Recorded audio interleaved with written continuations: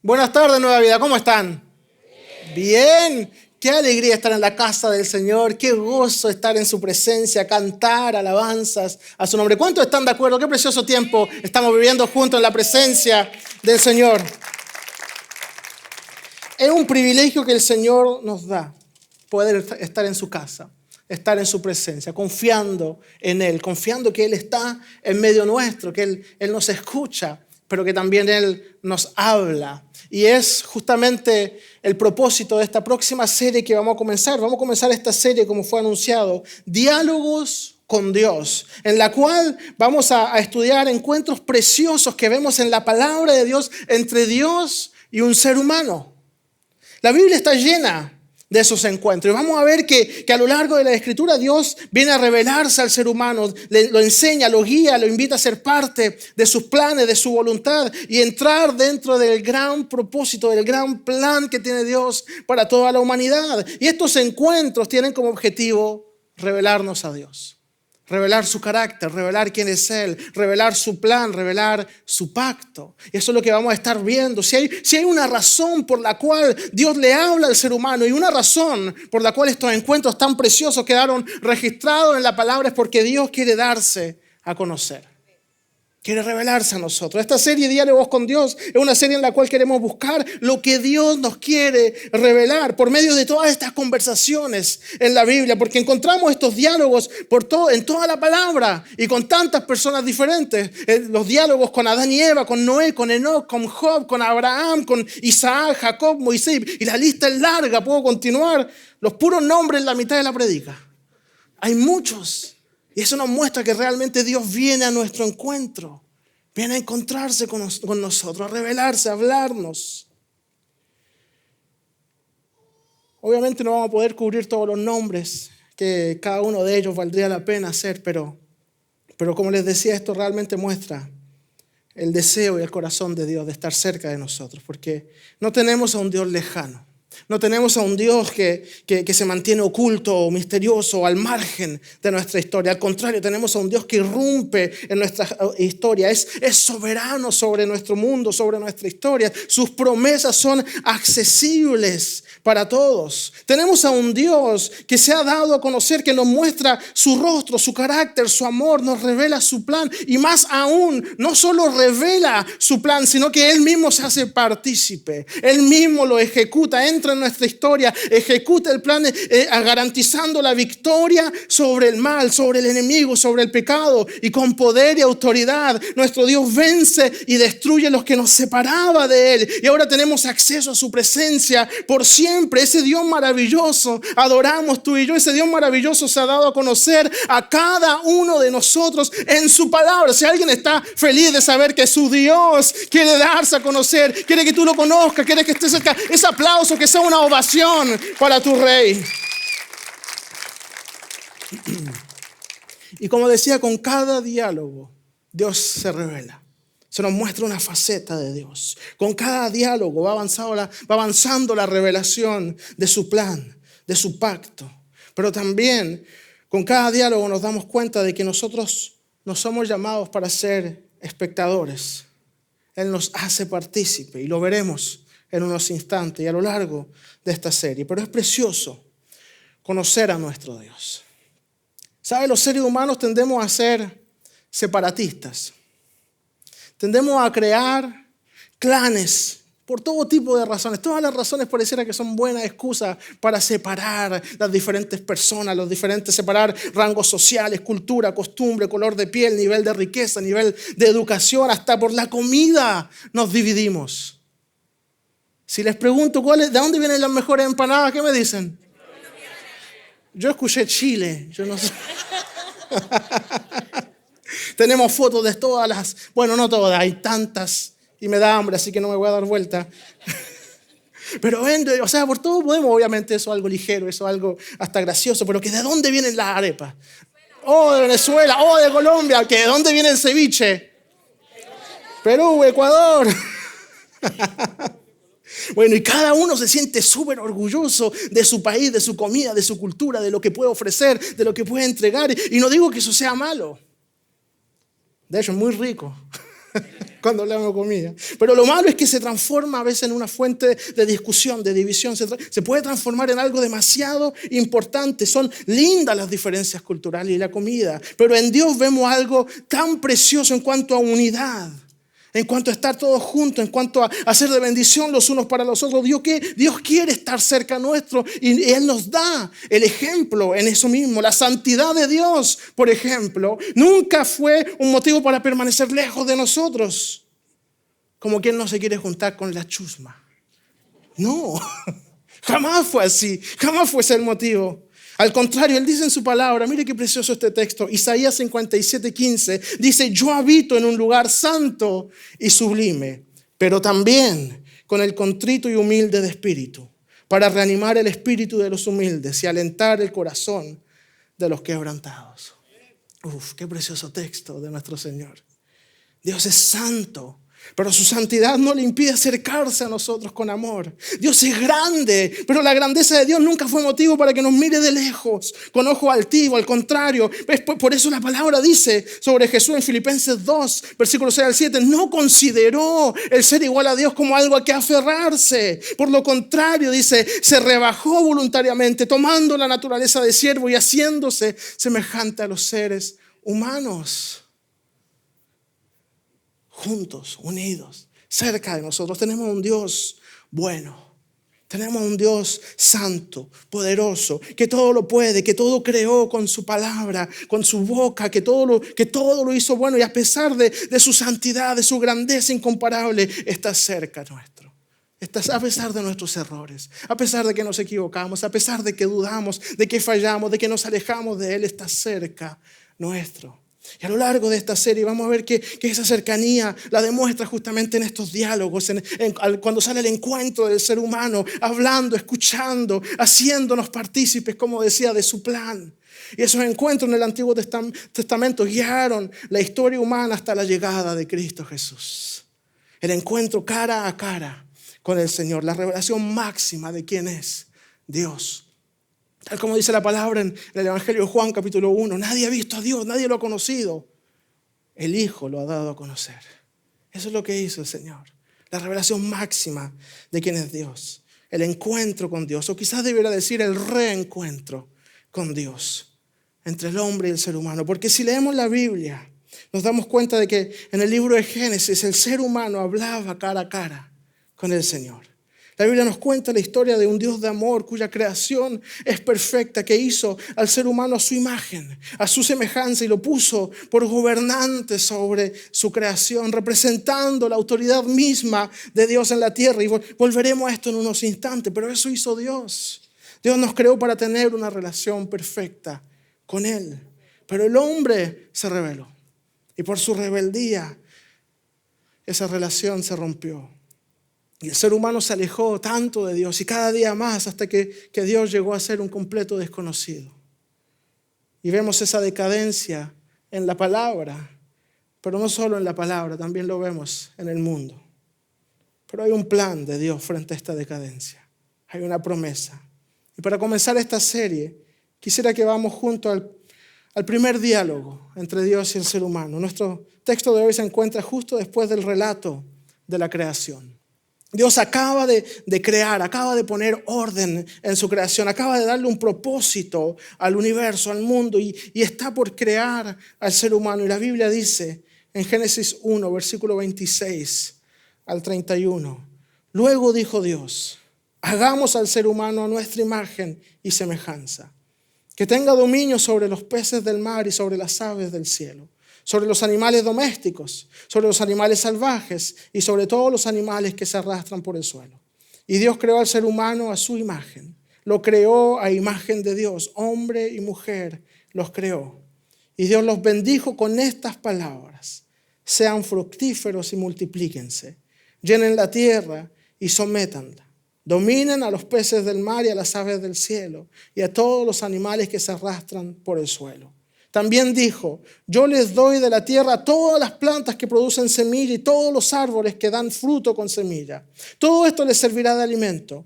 Y doy la hierba verde como alimento a todas las fieras de la tierra y a todas las aves del cielo y a todos los seres vivientes que se arrastran por la tierra. Y así sucedió. Dios miró todo lo que había hecho y consideró que era muy bueno. Vino la noche y llegó la mañana. Ese fue el sexto día. El mensaje de hoy lleva por título, Dios habló primero. Y le puse ese título porque para las conversaciones, pues hay uno que empieza, ¿no? Hay uno que parte el diálogo. Hay alguien que habla primero por lo general. Y lo primero que quiero que veamos, lo primero que quiero apuntar en este texto es justamente eso.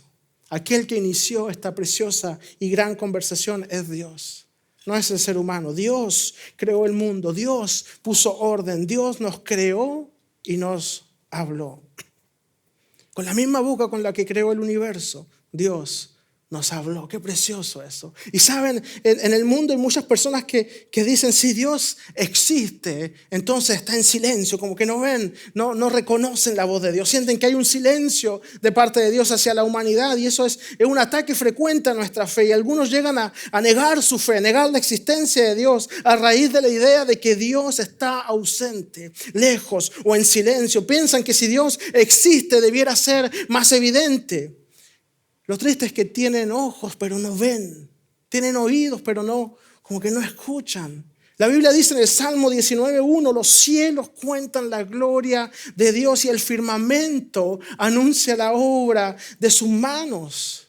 La creación misma es evidencia de la mano de Dios moviéndose, actuando, obrando, pero muchas veces el ser humano mira a lugares equivocados y siente un silencio aplastante, inquietante y se siente solo, como si nadie estuviera con él, como si no hubiera propósito, ni esperanza, ni futuro o destino eterno.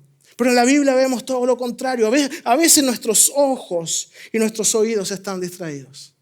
A veces están cerrados a las cosas del Señor. Distraídos por ruidos que nos impiden oír y ver lo que realmente importa. Vivimos en un mundo lleno de distracciones, lleno de cosas que quieren llamar nuestra atención.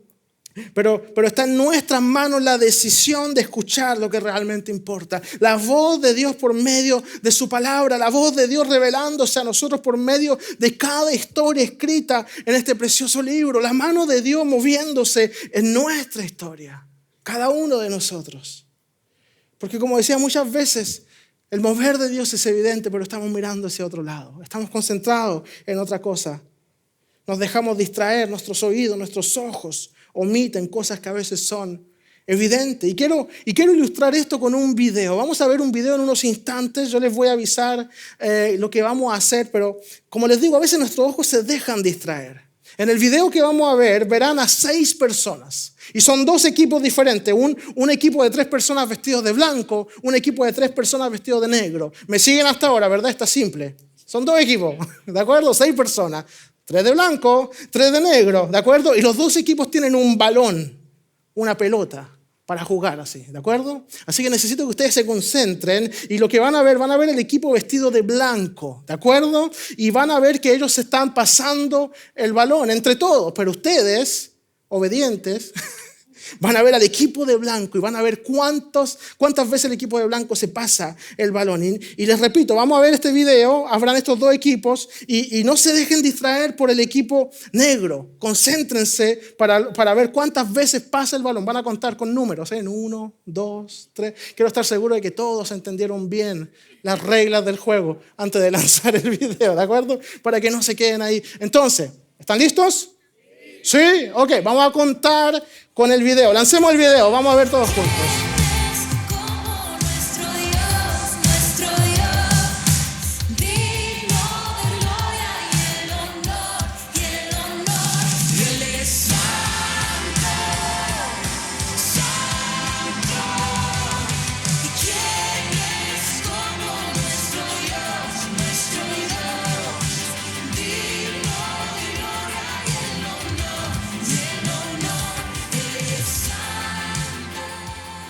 Ok, ¿cuántos contaron? Ok, algunos dicen 15, otros dicen 16, otros dicen 14. Yo conté 16 y lo vi varias veces.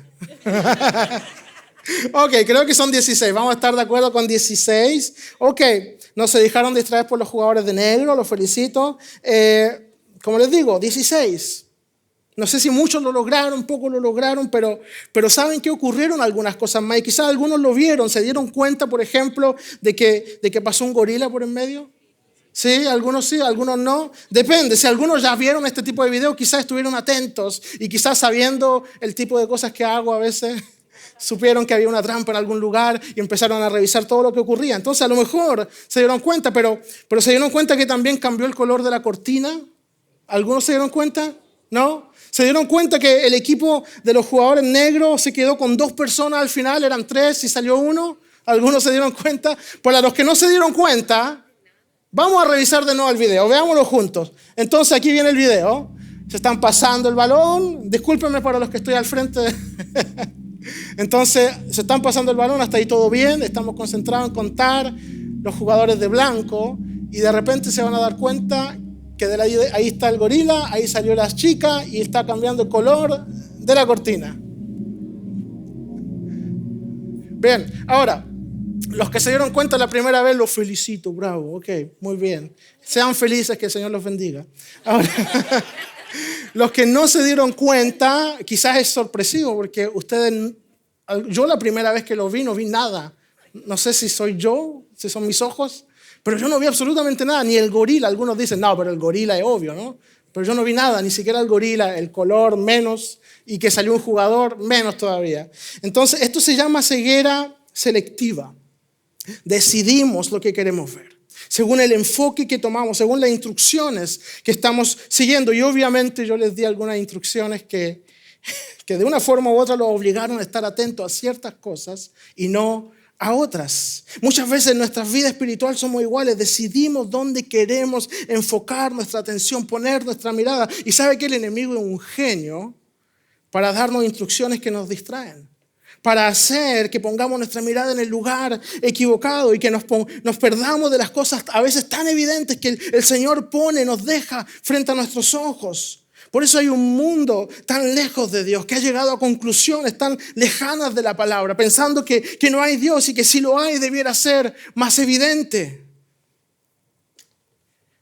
Pero para eso está su palabra, para darnos instrucciones correctas, para revelarnos su plan, para revelarnos nuestro propósito y para guiarnos hacia nuestro Señor. Para eso está la palabra de Dios. Cuando Dios crea al ser humano, no lo llama solamente a existir, no lo llama solamente a la existencia, le da también todo lo que necesita para existir, para tener plenitud en su vida, para que sepamos hacia dónde mirar, para que podamos darnos cuenta de que Él siempre ha estado presente y de que Él es quien comenzó el diálogo en la creación. Tienes a un Dios presente, un Dios que te dejó su palabra y sus promesas para que tú las conozcas y para que tú lo puedas conocer a Él. Es precioso saber que tenemos un Dios así. No es un Dios que solamente nos creó y pues buena suerte, que les vaya bien con el resto. No, es un pensamiento muy alejado de la palabra de Dios.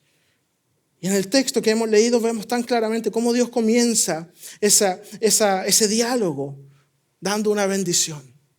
Sean fructíferos, multiplíquense, les dice el Señor. Es precioso esto, no solo por la bendición de la vida, de la familia, pero porque en esta bendición Dios también hace partícipe al hombre de su creación. Le da la capacidad de llenar la tierra, llenar la creación, le dice. Créame, cuando hay amor queremos que algo se multiplique y llene la casa. Pocas personas quieren que se multipliquen las arañas, por ejemplo. No hay muchos que dicen, yo quiero más insectos en mi hogar. Yo quiero más. No, queremos que se multipliquen las cosas buenas, las cosas lindas, lo que nos parece maravilloso. Hay cosas que preferimos que no se multipliquen, pero Dios dice, Él crea al hombre y dice, multiplíquense, llenen la tierra y les da su bendición. Pero hay algo más. También les dice, sométanla, dominen. Y saben, nuestro lenguaje moderno muchas veces suele ocurrir que malinterpretamos estas palabras. Pensamos que someter a veces es prácticamente algo malo. Cuando escuchamos someter, dominar, pensamos a veces en tiranía, en dominación con fuerza, en explotación abusiva, pero eso no es lo que Dios le pide al hombre. Eso no es lo que le pide al ser humano, eso no es su plan. Dios le está dando autoridad al ser humano en este texto para que pueda gobernar, no con tiranía, pero con el mismo amor con el que Dios gobierna. Nuestro Dios es rey, nuestro Dios domina, nuestro Dios lidera, somete, pero nuestro Dios usa esa autoridad para mostrarnos su amor, para humillarse en la persona de Jesús, para ser como uno de nosotros, para morir por nosotros en la cruz, para salvarnos. La autoridad de Dios es responsable, es ordenada, tiene como propósito cuidar, bendecir, enseñar y anhela ver al otro crecer y aprender. El diálogo que Dios comienza con bendición también es un diálogo con instrucción. Porque recordemos que Dios hizo al hombre a su imagen. Y ser su imagen es ser como Él. A su semejanza, dice. Pero cuando le da autoridad para gobernar, le está diciendo, sean mis representantes. Le está diciendo, representen mi amor en la tierra. Sean líderes según mi corazón. Sean imagen mía que se mueve y que llena toda la tierra. Esto implica la responsabilidad de cuidar, de proteger, de administrar todo lo que el Señor nos da con sabiduría, con amor. Como representantes de Dios recibimos autoridad y responsabilidad de hacer el bien. No para nuestro propio beneficio, nuestra propia satisfacción. La bendición de multiplicarnos es para llenar la tierra de vida. La autoridad de dominar es para mantener esa vida bajo cuidado, bajo orden, bajo bendición y en amor. Y muchas veces nos preguntamos en cuanto a eso, bueno, pero ¿cómo puedo hacer yo eso? ¿Cómo puedo yo aplicar eso? ¿En qué contexto puedo mostrar ese liderazgo, aplicar eso en mi vida? Este llamado es universal y lo ejerces en todo lugar. Entonces me atrevo a hacer la pregunta, ¿has podido responder a ese llamado? ¿Has podido ver la palabra y darte cuenta que es un llamado directo para ti? Eso para cada uno de nosotros. ¿Has podido responder ese llamado en tu hogar, con tus hijos, en tu trabajo, mostrando el amor de Dios a tus colegas, mostrando el liderazgo que Dios te ha dado? Y nuevamente no se trata de dar órdenes, se trata de dar ejemplo. No se trata de pedir, se trata de dar, no se trata de exigir o de imponer, se trata de servir, de proteger, de guiar con integridad, de actuar con justicia, de reflejar el carácter de Dios. Cada acción que edifica a otros es una forma de dominar la creación de manera sabia, correcta, según el amor de Dios. Y el mejor ejemplo lo tenemos en Cristo, Señor y Rey sobre la creación, pero vino al mundo como un ser humano y murió en la cruz por nosotros. Ejerció su poder, su autoridad, entregándose por nosotros, actuando a nuestro favor. Que seamos conocidos por ese liderazgo diferente, ese liderazgo que no busca dominar o incomodar a otros, pero al contrario que ejerce esa influencia, esa autoridad de Dios reflejando el amor de nuestro Creador. Y mientras estaba preparando esta parte del mensaje, el Señor traía a mi memoria Filipenses 4:5, vuestra gentileza sea conocida de todos los hombres. Una instrucción preciosa dada por el apóstol Pablo desde prisión. Una instrucción dada en la misma carta donde él explica que Cristo no estimó el ser igual a Dios como algo a que aferrarse. Así es como se ejerce autoridad según la Biblia, asegurándose que haya prosperidad, multiplicación, bendición, paz, gozo, consuelo en su presencia. Nuestro Dios muestra su dominio, su poder, su majestad, su autoridad, su liderazgo, poniendo en evidencia su amor, su gracia, su bondad, su misericordia. Nuestro llamado es hacer exactamente lo mismo, mostrar y poner en evidencia el amor de Dios a través de nuestras vidas en todo lugar, porque eso es lo que Dios nos mostró. Si tú lo crees y te atreves a responder ese llamado, puedes decir amén y decir yo quiero responder según lo que Dios me manda.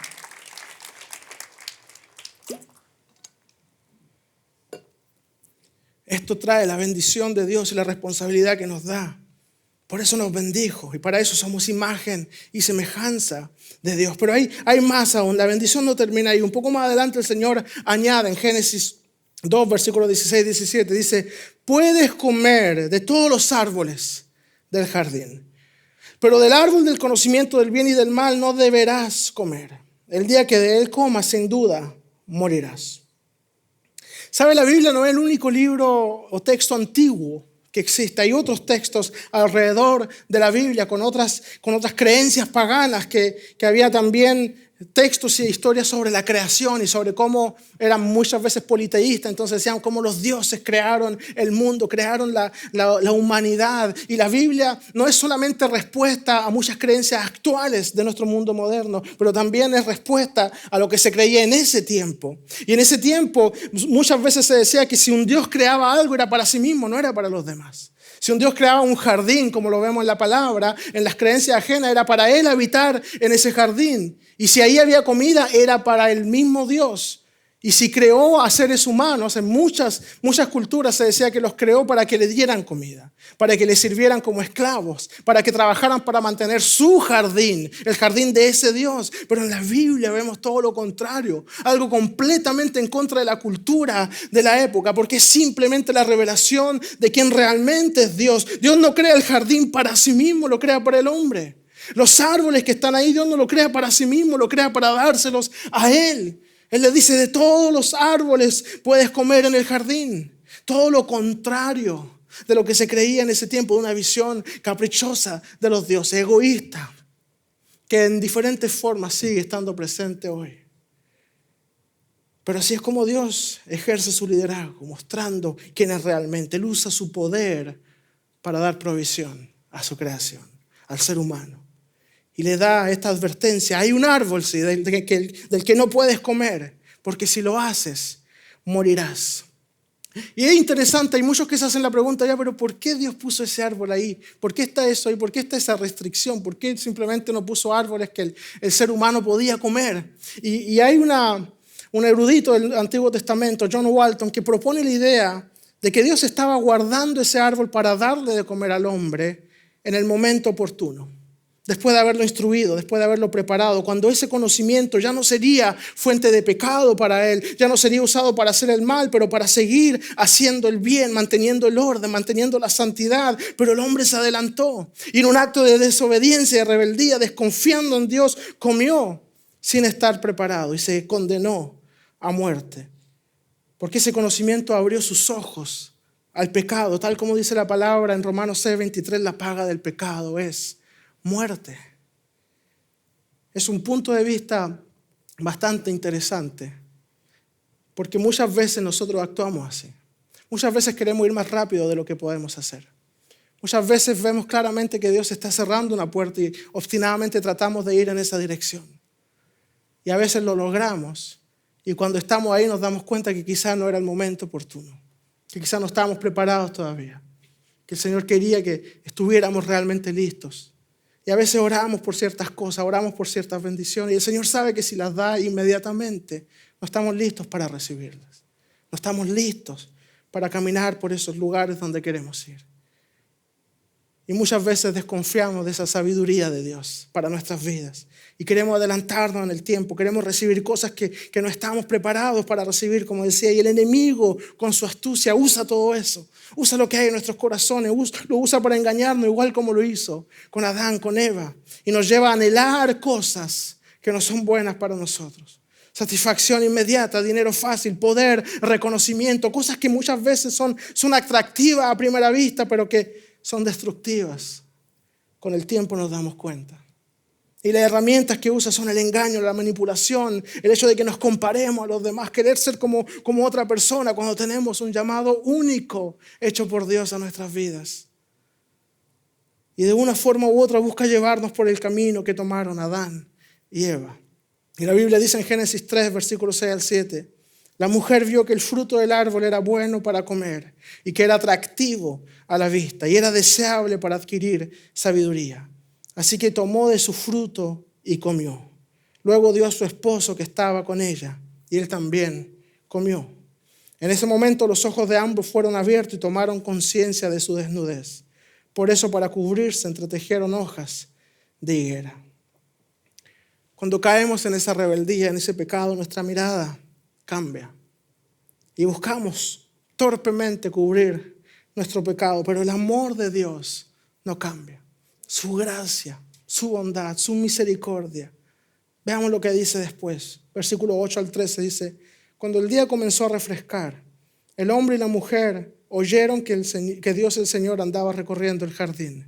Entonces corrieron a esconderse entre los árboles para que Dios no los viera. Pero Dios el Señor llamó al hombre y dijo, ¿dónde estás? El hombre contestó, escuché que andabas por el jardín y tuve miedo porque estoy desnudo. Por eso me escondí. ¿Y quién te ha dicho que estás desnudo?, preguntó Dios. ¿Acaso has comido del fruto del árbol que yo te prohibí comer? Él respondió, la mujer que me diste por compañera me dio de ese fruto y yo lo comí. Entonces el Señor le preguntó a la mujer, ¿qué es lo que has hecho? La serpiente me engañó y comí, contestó ella. Cuando le enseñamos esto a los niños, me gusta decirle, Adán apuntó con el dedo, Eva apuntó con el dedo y la serpiente no tenía mano, así que no pudo.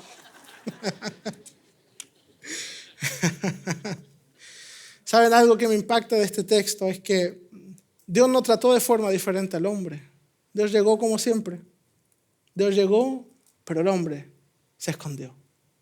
El hombre es quien cambió su actitud con Dios. En vez de alegrarse, se escondió, huyó. El pecado suele provocar eso en nosotros. Entramos en ese círculo vicioso de que pecamos, por lo tanto nos alejamos de Dios. Pero como estamos lejos de Dios, el pecado sigue teniendo poder sobre nuestras vidas y seguimos pecando y alejándonos de Dios y adoptando ese estilo de vida lejos del plan de Dios. Y el enemigo trae todo tipo de excusas para que sigamos ahí.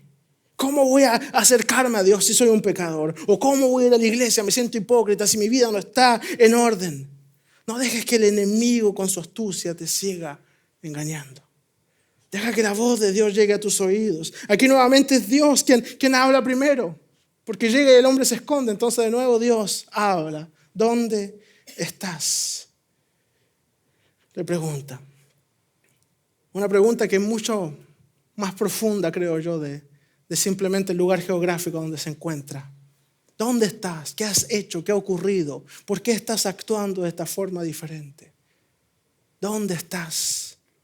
Y quizá el Señor muchas veces nos pregunta lo mismo. ¿Dónde estás? ¿Qué has estado haciendo? ¿Qué decisiones has estado tomando? ¿Y dónde estaba la promesa? ¿Dónde estaba el compromiso? ¿Dónde estás? ¿Dónde has estado? Aquí se registra la primera vez en la Biblia en que el hombre le habla a Dios. Y esa es la respuesta, lo que acabamos de leer. Escuché que estabas aquí, tuve miedo y me escondí. Y empiezan a acusarse entre ellos. Y eso es lo que provoca nuevamente el pecado. Una forma de esconderse, de evadir la responsabilidad, y se empieza a alejar del plan de Dios, a alejarse de sus valores. Pero eso es algo que continúa y continúa hasta que dejes que el Señor venga a sanar tu corazón. Hasta que dejes que Él venga a sanar tu mente, tu forma de pensar, tu forma de mirarte a ti mismo, tu forma de verlo a Él.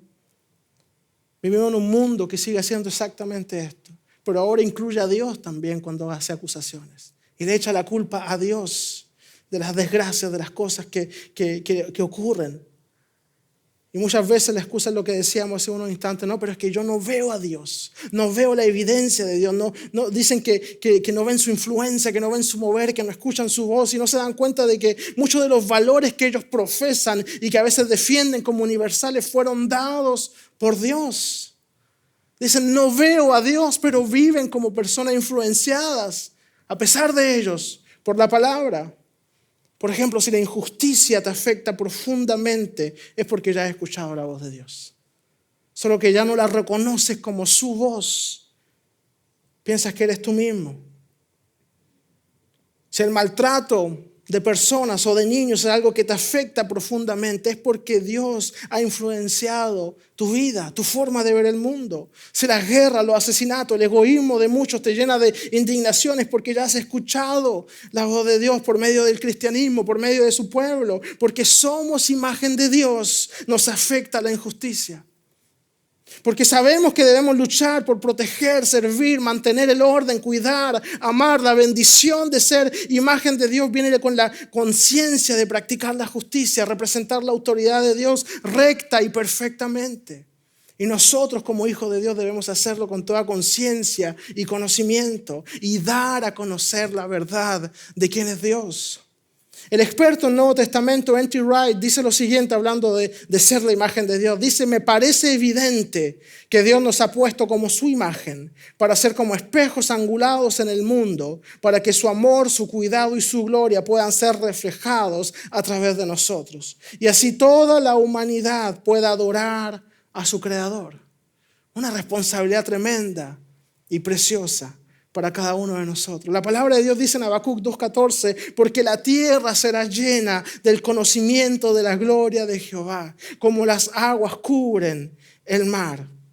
Y sabe, me parece precioso ver que el diálogo que Dios abre lo hace con esta bendición de multiplicarse y de llenar la tierra. Porque acabamos de ver que la gloria de Dios llenará la tierra, dice el profeta, y nosotros somos su imagen. Somos representantes de la gloria de Dios. Somos llamados a llenar la tierra para que el mundo pueda ver su gloria de forma palpable y visible a través de esos hijos de Dios que se levantan y que dicen: no importa lo que diga el mundo, no importa lo que digan alrededor de mí, yo soy un representante de Dios. Yo voy a predicar su amor, su gracia, su bondad. Yo voy a reflejar quién es Él, sin importar lo que digan los demás. Él me ha dado autoridad para liderar y representarlo. Somos su imagen. Y claro, su gloria llenará la tierra de forma también sobrenatural. Espiritualmente su gloria llena la creación, pero también su gloria llena la tierra cuando sus hijos los representan en todos los rincones del mundo. Tú y yo somos enviados a llenar la tierra de la gloria de Dios. Predicando su palabra, anunciando que Jesús vive y reina. La tierra entera conocerá el único nombre sobre todo nombre por el cual podemos ser salvos: Jesucristo nuestro Señor. Saben que una vez más pueden darle un aplauso a aquel que nos da esa autoridad y nos hace ese llamado. Y quizás algunos siguen pensando que les cuesta ver esa realidad, mismo en el mundo, que les cuesta ver la influencia de Dios. Me cuesta comprender, dirán, cómo podemos ver o escuchar a Dios. Y hasta algunos hasta se preguntan, ¿pero para qué necesito a Dios? Una vez un joven me dijo: yo no necesito a Dios para saber lo que está bien y lo que está mal. Yo no lo necesito. Yo sé lo que está bien y lo que está mal. Ese joven era músico y más aún era profesor de música. Entonces yo le dije: ¿qué tal si tú pasaras los próximos 10 años enseñándole a un alumno a tocar el instrumento? Y tú comienzas con él desde cero, o tú lo tomas hoy y no sabe nada. Y en 10 años, ese joven, todo lo que sabe, tú se lo mostraste. Y ya es un buen músico, pasó el tiempo, ya también él puede seguir avanzando solo. Ahora ya sabe tocar, puede seguir aprendiendo muchas cosas por sí mismo. Un músico principiante no puede decir: no necesito a mi profesor para saber estas cosas nuevas. Pero sabe que un músico profesional tampoco debiera. Porque sería triste que después de haber aprendido todo lo que sabe, yo le dije, sería triste que él diga descaradamente frente a ti: no necesito a nadie para saber tocar. No necesito a nadie para tocar mi instrumento, para avanzar. No necesito a nadie para aprender. Es olvidar todo el proceso que te llevó hasta ahí. Si llegaste a ese lugar es porque alguien te llevó ahí, alguien te mostró. Si lo que antes te parecía imposible ahora te parece fácil o evidente, es porque alguien tuvo la paciencia de enseñarte hasta que lo lograras. ¿Sabe? El enemigo busca ocultar la gloria de Dios, busca distorsionar la verdad de su palabra, de su amor, y busca hacerte creer que no necesitas a Dios, que como Adán y Eva puedes buscar la sabiduría tú solo, que puedes ir a buscarlo y tú mismo dominarlo y tú hacer lo que quieras, y logra convencer a la humanidad de que las evidencias del amor de Dios no son más que el resultado de la buena conducta humana. Y les muestra y los dice que las evidencias de la influencia del mal son por causa, si es que Dios existe, por su culpa. Y cambian las cosas. Y las cosas malas pues tienen que ser de Dios, pero las buenas yo lo hice. Al revés. Todo lo bueno viene del Señor. Todo lo precioso viene del Señor. Toda bendición viene del Señor. Si hoy estamos aquí, si hoy respiramos, si hoy podemos adorarlo, todo eso viene del Señor. No nos dejemos convencer o engañar por el enemigo, haciéndonos creer esas mentiras que nos engañan sobre el carácter de Dios, sobre el propósito de Dios. Porque nuestro Dios es un Dios bueno. Y lo que sabemos ahora, lo que conocemos de moral, de ética, ¿sabe? Hay muchas cosas que son recientes, que son de ahora último. Cuando vemos, por ejemplo, a niños sufrir, morir de hambre, déjeme decirle que si usted se escandaliza por eso es por la forma de pensar influenciada por la palabra de Dios. En el pensamiento antiguo, hace 2000 años atrás, por ejemplo, en Roma, cuando viene Jesús y le revela a la humanidad quién es Dios, en Roma un padre podía matar a su hijo. Tenía el derecho de vida y muerte sobre él. Muchos niños eran abandonados, algunos eran usados como esclavos. En el pensamiento griego es algo similar. El valor de un niño solamente reposaba en lo que podía hacer en el futuro. No en el momento actual de cuando era niño, al menos que trabajara. No era protegido como alguien vulnerable, no había leyes a su favor. Fue la iglesia quien comenzó a cuidar a los huérfanos, amándolos como Jesús los amó. Cuando dice en Mateo 19:14, dejen que los niños vengan a mí.